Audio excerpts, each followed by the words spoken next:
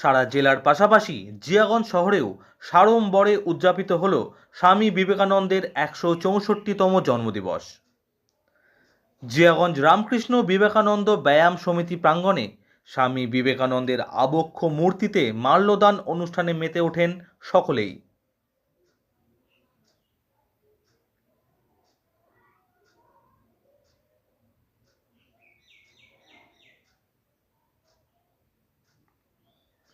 স্বামী বিবেকানন্দের আদর্শকে সামনে রেখেই জিয়াগঞ্জ রামকৃষ্ণ বিবেকানন্দ ব্যায়াম সমিতির ব্যবস্থাপনায় দ্বিতীয় বর্ষে পদার্পণ করল মুর্শিদাবাদ ডিস্ট্রিক্ট সিনিয়র হ্যান্ডবল প্রতিযোগিতা, যেখানে অংশ নেয় জেলাসহ রাজ্যের বিভিন্ন প্রান্তের প্রতিযোগীরা।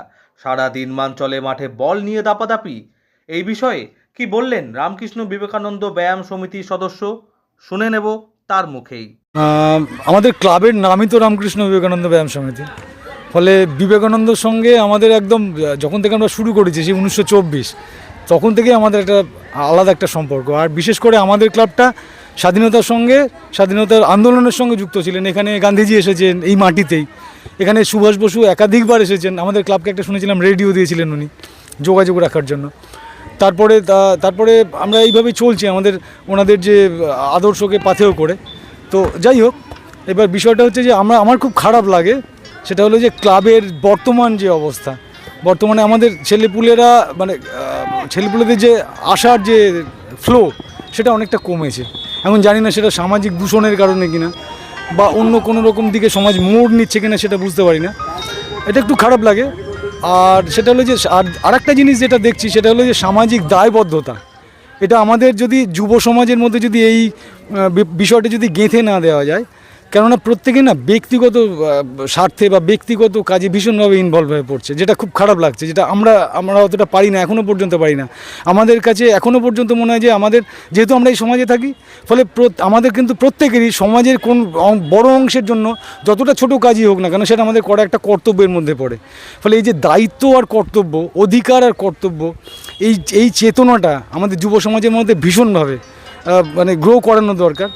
আমরা আমাদের ক্ষুদ্র প্রচেষ্টা নিয়ে চেষ্টা করছি সেই জায়গাটাকে তৈরি করার। এই জন্য এই ধরনের বিভিন্ন ধরনের এইসব খেলাধুলোগুলোর অনুষ্ঠান করি। আমাদের সাংস্কৃতিক কিছু অনুষ্ঠান হয়, আমাদের সামাজিক কিছু প্রকল্প হয়। যেমন আমরা আগামী দিনে ভেবেছি যে প্লাস্টিক দূষণের ওপর আমরা কাজ করব আর প্ল্যান্টেশনের ওপর কাজ করব। কেননা আমরা হয়তো শিক্ষিত হচ্ছি কিন্তু সচেতন হচ্ছি না, বড্ড স্বার্থপর হচ্ছি। তো সেই জায়গাটা থেকে যাতে আমি আমার যারা অন্ততপক্ষে আমার যে আয়ত্তের মধ্যে যে বাচ্চাগুলো আছে তাদেরকে যদি ওই জায়গা থেকে সরিয়ে নিয়ে আসতে পারি, সেটাই আমাদের সার্থকতা, আমাদের জীবনের সার্থকতা, আমাদের ক্লাবের সার্থকতা। এইটুকুনি, এটাই। স্বামীজি বলেছিলেন, ওঠো, জাগো এবং লক্ষ্যে না পৌঁছানো পর্যন্ত থেমে থেকো না।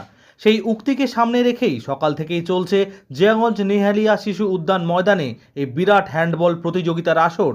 বিবেক উৎসবের এই সন্ধিক্ষণে যুবকদের মানোন্নয়নে কি বললেন মুর্শিদাবাদ জেলা হ্যান্ডবল কমিটির সম্পাদক, শুনে নেব তার মুখেই। জিয়াগঞ্জ থেকে প্রশান্ত সাহা রিপোর্ট, বাংলা নিউজ। মুর্শিদাবাদ জেলা হ্যান্ডবল অ্যাসোসিয়েশনের উদ্যোগে, পরিচালনায় এবং রামকৃষ্ণ বিবেকানন্দ ব্যায়াম সমিতির সহযোগিতায় আমরা জেলাব্যাপী আজকে সিনিয়র নকআউট প্রতিযোগিতা আমরা বিবেকানন্দকে সামনে রেখেই আজকে যে জাতীয় যুব দিবস, সেই যুব দিবসকে সামনে রেখেই আমরা যাতে বর্তমান সমাজের যুব সমাজ যাতে আরও এগিয়ে যেতে পারে, সেই সমাজকে সামনে রেখেই কিন্তু এই পদক্ষেপ আমরা তৈরি করছি। আগামী দিনে যাতে আরও ভালো করে এই ছেলেরা, যুব সমাজের সমস্ত ছেলেরা যাতে আরও এগিয়ে আসে এই খেলাধুলার প্রাঙ্গণে, অন্যদিকে না ঘুরে যাতে একটা সুন্দর সচেতন সমাজ গড়ে ওঠে, সেই চিন্তাভাবনা নিয়েই আজকে আমাদের মুর্শিদাবাদ জেলা হ্যান্ডবল অ্যাসোসিয়েশন এই উদ্যোগ নিয়েছে সিনিয়র হ্যান্ডবল প্রতিযোগিতা দ্বিতীয় বর্ষ এবং সহযোগিতায় রামকৃষ্ণ বিবেকানন্দ ব্যায়াম সমিতি।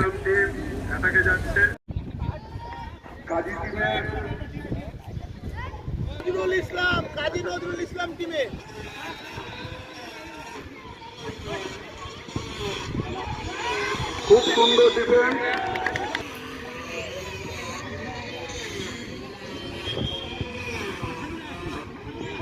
নিজে ফাঁকা রে,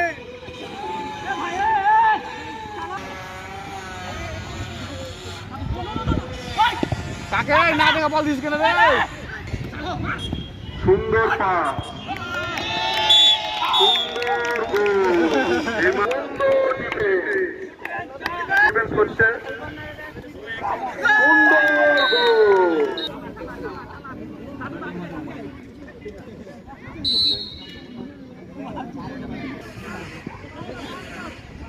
সুন্দর পাস। কাজী নজরুল ইসলাম টিম অ্যাটাকে যাচ্ছে, দেখা যাক কি হয়। বল মিস করেছে, সুন্দর টেকনিক, বাস ফাউল হয়েছে।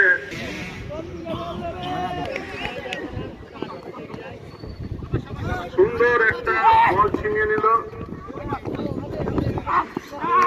দারুণ গোল।